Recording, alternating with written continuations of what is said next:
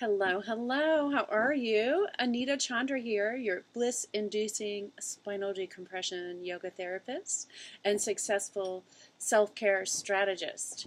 So what the heck does all of that mean?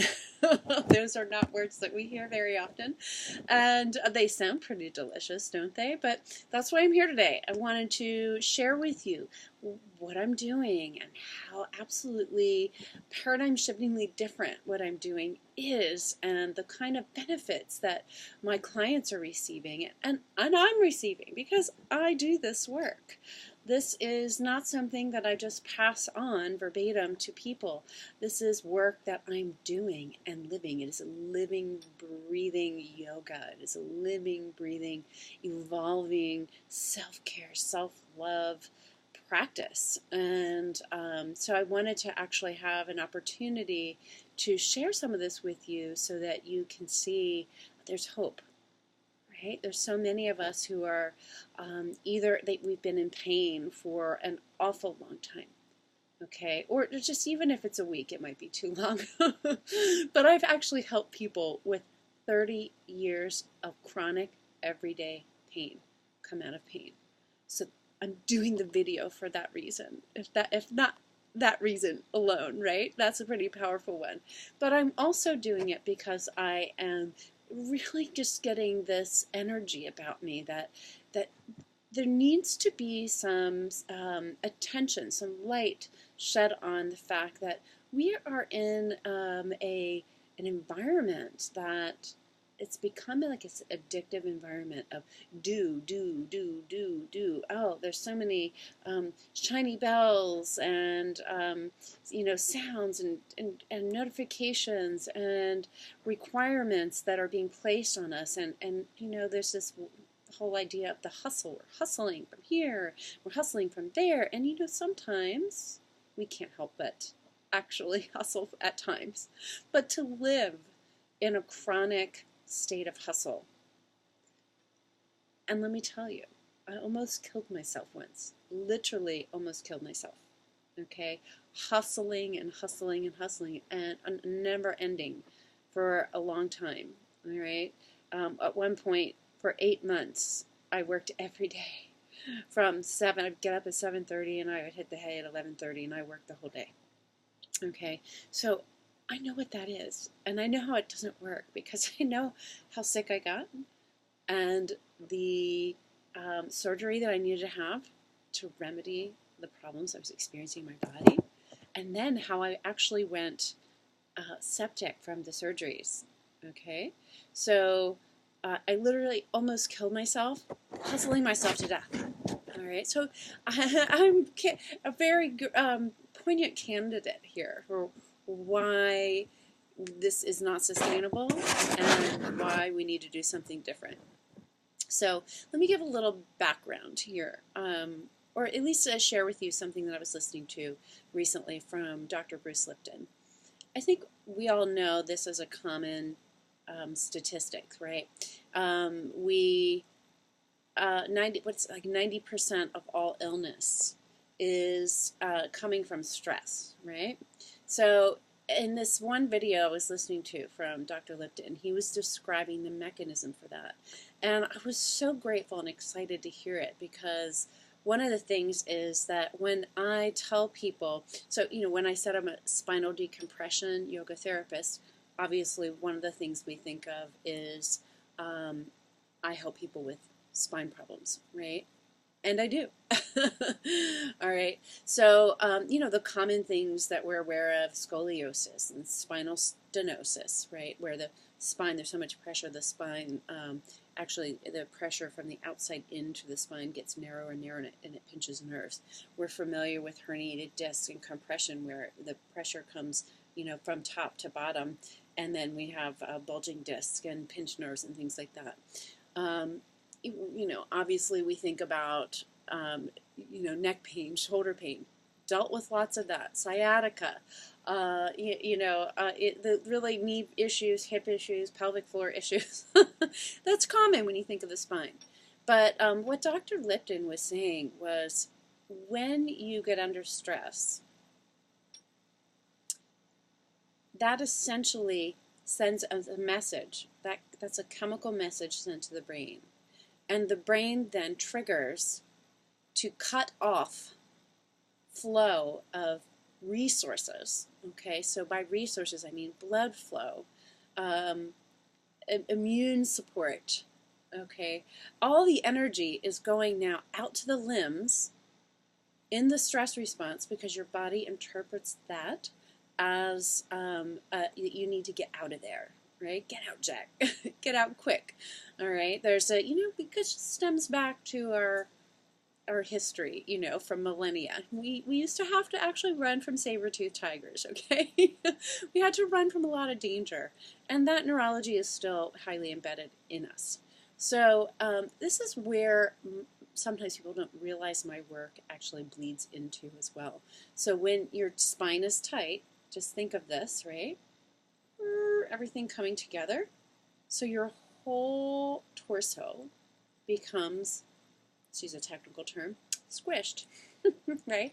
Everything comes down, and all the organs which are there to support your being, your digestion, your elimination, your immunity, your reproduction, hello, we're not getting the, first of all, there's not a lot of room for those organs to function, but you're literally sending a stress response to your body chemically with the compression, right? That slows everything down. But just even mechanically, all right, just the blood vessels to all these organs, just that all by itself being compressed means that you're not getting nutrients in. You're not getting waste removal out. The level of oxygen being delivered to the tissues is diminished, right? So from that perspective, we all know that if we don't breathe, what happens? Right? Yeah. We don't do so well when we don't breathe, at least on an ongoing basis, or diminish. The tissues die. So that, from that sense, I love to see the perspective from which Dr. Lipton was speaking on how the stress response affects our whole entire ability to be healthy. And I'm addressing that too, all right?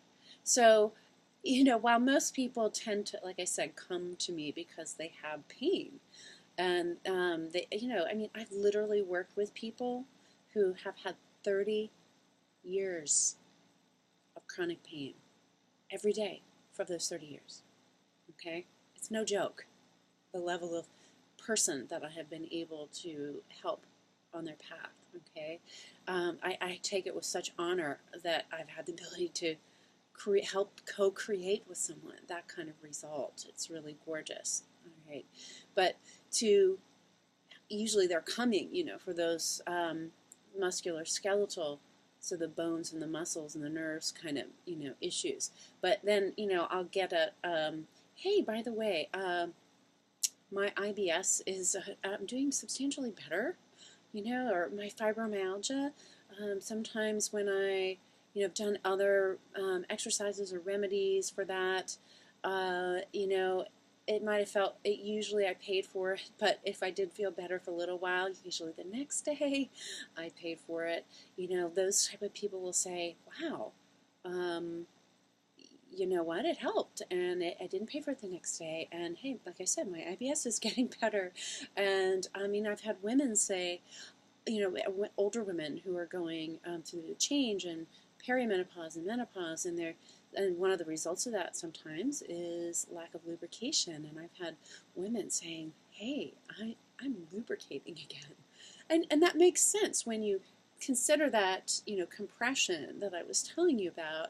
If something's getting compressed, it's not getting how much fluid can flow through this, or even sometimes things are compressed completely, okay?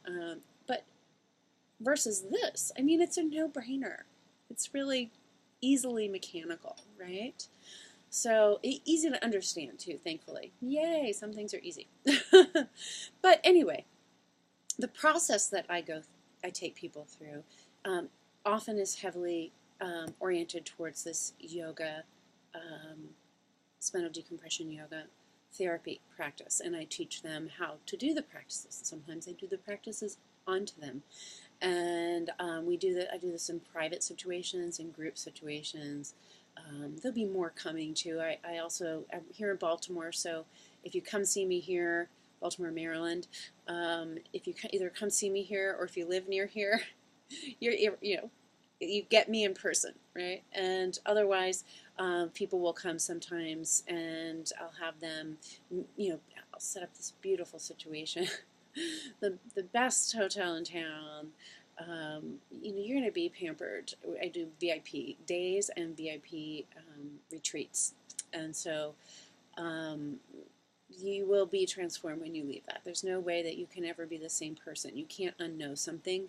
You can't undo something you've done to that degree. So those folks I work with in person, and then otherwise I'm working with people online. Thank God for online conferencing software nowadays that we get to, work with people all over the world, right? Yeah. So how I'm doing this is I'm sharing processes. So like I said, it's heavily yoga emphasized, but I've got about 20 years of holistic self-care practices under my belt. I had an ex-boyfriend once say, like, all you do is sit around and read like all this holistic health and healing stuff. And I'm like, well, yeah, I love it. Like, to me, going to watch TV, yeah, occasionally. Now I don't watch TV. I have a TV, but it's not hooked up.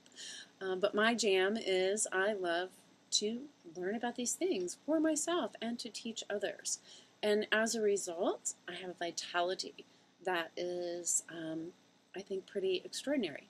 I'm 46, and most people don't, when they look at me, they don't guess that, And, it was a little harder when I was studying these things when I was 26, and I was saying, yeah, do this, do that, it was a little harder sell because they're like, whatever, but as you age and you've been doing the accumulation of these practices, which are emphasized, again, holistically and around sustainability, and it really intermeshes with practices you do for yourself, but also how wonderful they are for the environment as well.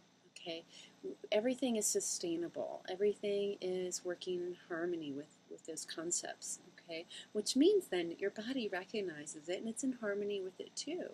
And we're in a really massive preventative maintenance medicine mode at this point. My goal is to never need to go to the hospital unless there's some emergency, right? And so, once upon a time, I was working my tushy off. Okay, I mean, just tushy off, my legs off, my feet off, my everything. All right, and I was hustling. Okay, I mean hustling for 8 months, and longer than that, but the worst of it was 8 months working every day minus Thanksgiving. I would get up at 7:30 or go to bed at 11:30. Worked all day. Massively in a huge hustle. Okay? And I got sick. I got really sick to the point where I had to have surgery, and from that surgery I ended up having to have I was going septic. I ended up going back in the hospital for 4 days from the surgery.